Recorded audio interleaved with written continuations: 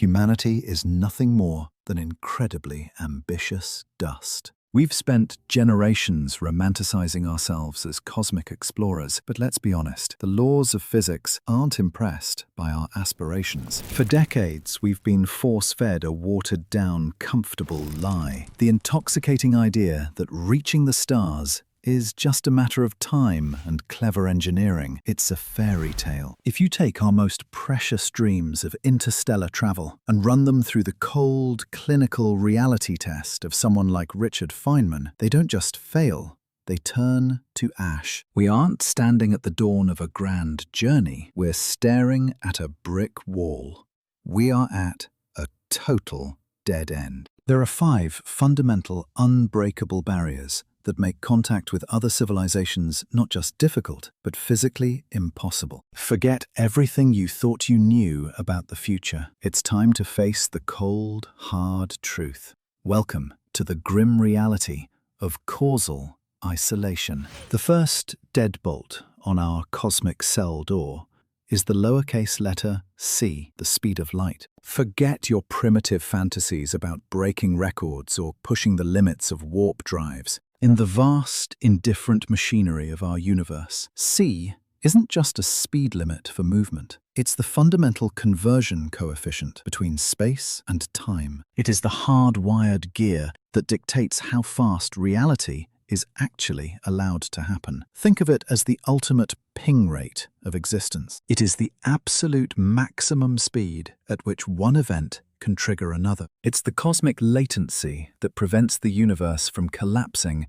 into a singular point of total nonsense. If you try to overclock this limit, you aren't just traveling fast, you're systematically dismantling the very foundation of logic. You end up stumbling headlong into the nightmare of the tachyon anti-telephone paradox. In that scenario, the timeline snaps. You receive a reply to a message before you've even conceived the thought to send it. When information outruns light, the arrow of time shatters. Cause and effect start to cannibalize one another, shredding the fabric of reality into a corrupted, unreadable file. You aren't just breaking a law of physics, you're attempting to delete the source code of the universe. But nature is a brutal administrator. It protects its structural integrity with a grip of cold, unyielding iron. It doesn't negotiate, and it certainly doesn't offer parole. This isn't just a barrier for your imaginary starships,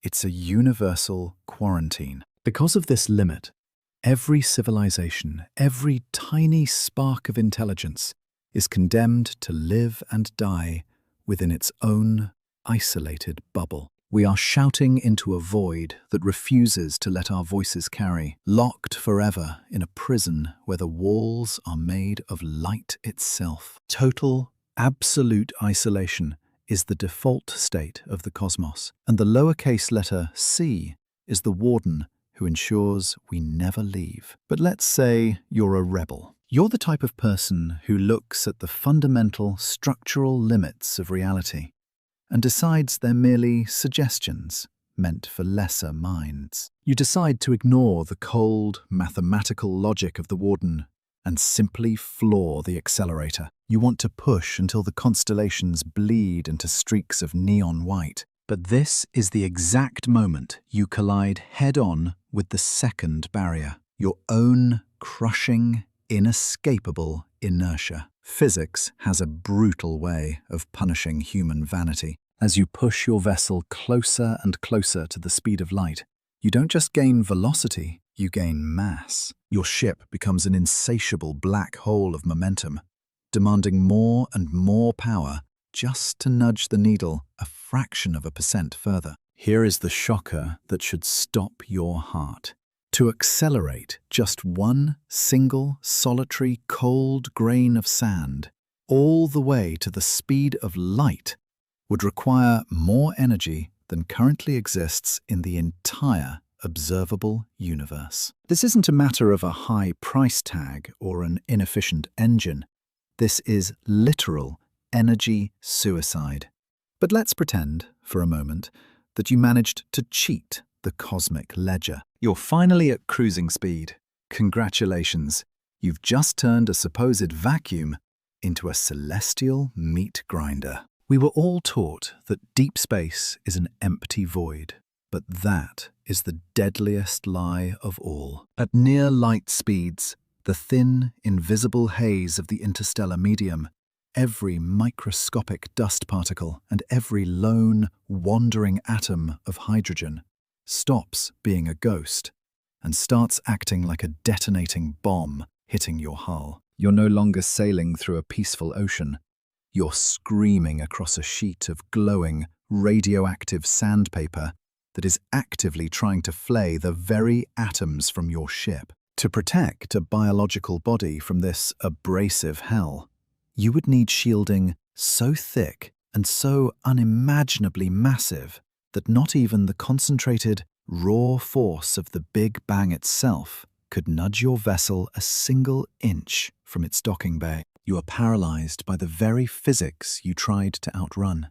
You wanted the stars, but you forgot that the universe wasn't built for you to walk among them. You are trapped, not by a lack of will, but by the ironclad laws of a reality that never intended for us to leave our cradle. All right, so we've accepted the physical impossibility of traveling to the stars. We've come to terms with the fact that our carbon-based bodies are never leaving this cradle. But the dreamer in you, that stubborn, hopeful part of your brain, immediately pivots to a backup plan. If we can't go to them, why not just call? Why not bridge the infinite void with the speed of light and the power of radio? This is where the cold, hard reality of physics drops the hammer, and it's a truth even more isolating than the physical distance itself. The universe operates under a relentless mathematical tyranny known as the inverse square law. It sounds like a dry textbook term, but it's actually a death sentence for interstellar communication. It's not just that a signal gets weaker over distance, it's a catastrophic, exponential annihilation of information. Think about it this way. Try to light a single match in the middle of a supernova. Every time you double the distance from your transmitter, your signal strength isn't just halved, it's sliced into quarters. By the time your desperate broadcast reaches even the nearest neighboring solar system, it's being diluted into a ghost of a ghost. To make your interstellar hello distinguishable from the deafening, chaotic roar of cosmic background radiation, you'd need an energy budget that defies all biological sanity. You'd need to harness the entire raw power output of a star just to keep your message from being swallowed by the void. This isn't a technical flaw in our satellites or a lack of sensitivity in our antennas. It's a fundamental tax imposed by the geometry of three-dimensional space. Galactic contact isn't being blocked by some alien conspiracy or a mysterious force. It's simply energetically bankrupt. We aren't participants in a grand cosmic symphony. We are a solitary, muffled whisper, lost in the epicenter of a multi-billion-year-old thunderstorm of white noise. The Great Silence isn't a puzzle to be solved.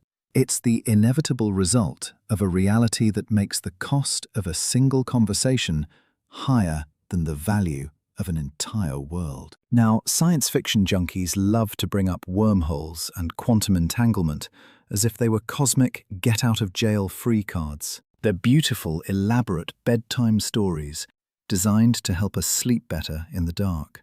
But the reality of quantum mechanics is utterly heartless. We're bound by the no-communication theorem, a mathematical law that strictly forbids using quantum entanglement to transmit information faster than light. It's like a locked safe in a vacuum. You can observe the state of a linked particle on the other side of the galaxy, but you have zero power to choose that state or influence it. You can see the result, but you cannot write the message. The moment you try to force your will upon the system to send a bit of data, the correlation snaps. And what about those desperate hopes of sending single photons across the abyss? At these staggering interstellar scales, Those particles are essentially dead on arrival. We're talking about the nightmare of quantum decoherence. Every stray microscopic grain of cosmic dust and every subtle tug of gravity acts like a blunt instrument, shifting phases and systematically erasing every scrap of encoded data. By the time that fragile quantum greeting traverses the void, it's been scrubbed of all meaning by the very environment it traveled through. To have even the slightest prayer of catching such a battered, flickering signal, you'd need to construct a telescope with a diameter of over 100 kilometers. Picture that. A single lens or array the size of a sprawling metropolis, floating in the cold silence of space. And even if you achieved that impossible feat of engineering, you wouldn't be decoding a greeting from a distant civilization. You'd be staring at a screen filled with nothing but chaotic static, raw, indifferent white noise.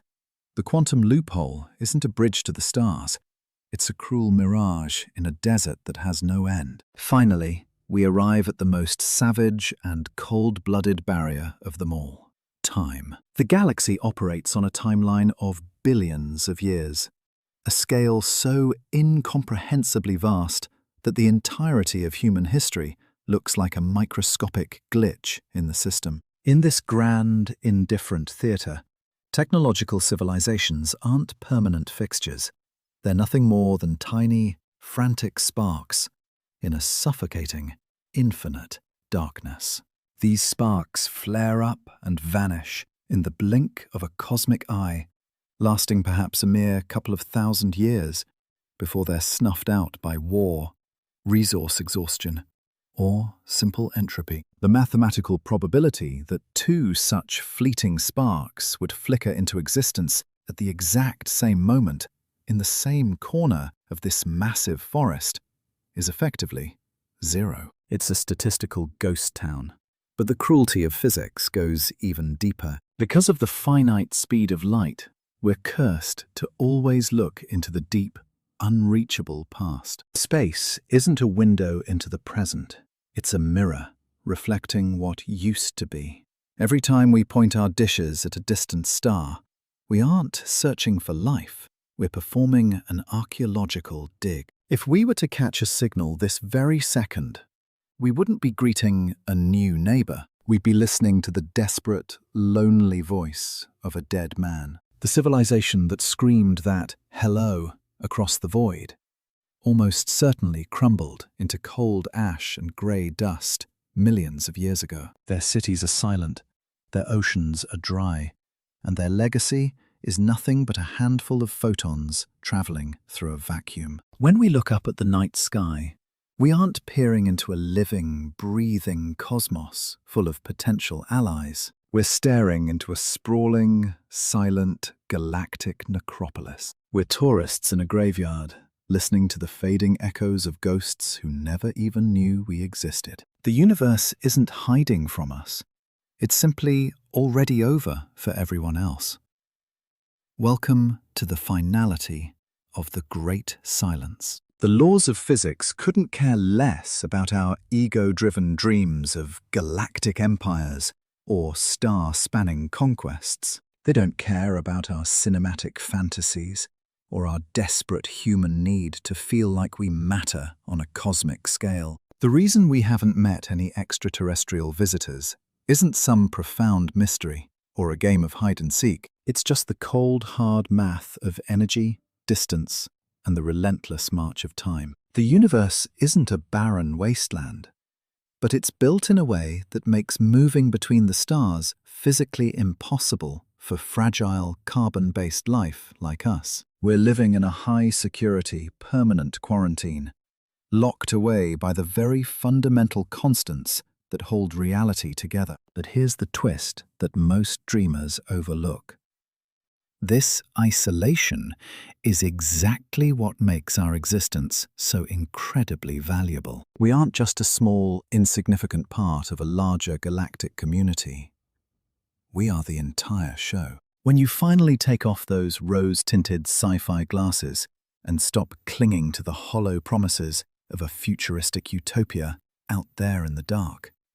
You can finally take a deep, existential breath. You might even find yourself leaning back and offering a quiet, knowing smile to the indifferent void. When you look at the data and see the walls of the cage for what they really are, you realize that the prison is actually a sanctuary. Lean in close and realize this. It's not a death sentence. It's a moment of total, crystalline clarity. We are alone. We are the only voice in a stadium filled with billion-year-old silence. This pale blue dot isn't a cradle we're meant to outgrow. It's our one and only home. Now that we know the truth, we're finally free. We aren't waiting for a signal that will never arrive. We are the ones who decide what happens next. And in this vast, quiet, and beautiful emptiness, that realization changes everything.